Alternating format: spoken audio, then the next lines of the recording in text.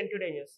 ఏలూరు జిల్లా చింతలపూడి మండలంలో ఈరోజు విజయవాడలో అంగన్వాడీ టీచర్స్ అండ్ హెల్పర్స్ ధర్నా సందర్భంగా విజయవాడకు బయలుదేరి ప్రయాణిస్తున్న అంగన్వాడీ వర్కర్లను చింతలపూడి సర్కిల్ ఇన్స్పెక్టర్ మల్లేశ్వరరావు ఆధ్వర్యంలో సబ్ ఇన్స్పెక్టర్ ప్రసాద్ మరియు వారి సిబ్బందితో ఫాతిమాపురం చెక్ పోస్ట్ వద్ద వాహనాలు తనిఖీ చేస్తుండగా ఏపీ ఎస్ఆర్టీసీ బస్సులో అంగన్వాడీ ధర్నాకు వెళ్తున్నటువంటి అంగన్వాడీ వర్కర్స్ సుమారు 20 మందిని అదుపులోకి తీసుకున్నారు.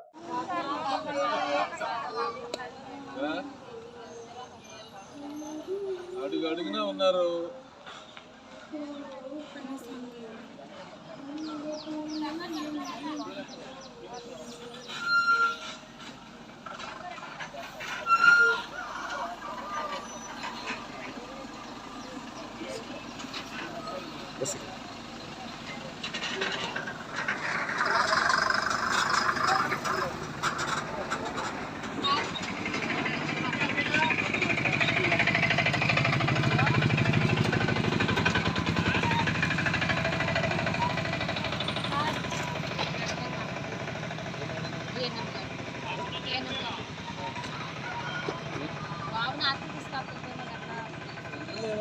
విజయవాడలో అడుగు వెళ్ళాలనుకున్నాను. అనవసరంగా 12 గంటల బయలుదేరి వెళ్ళిపోవచ్చు.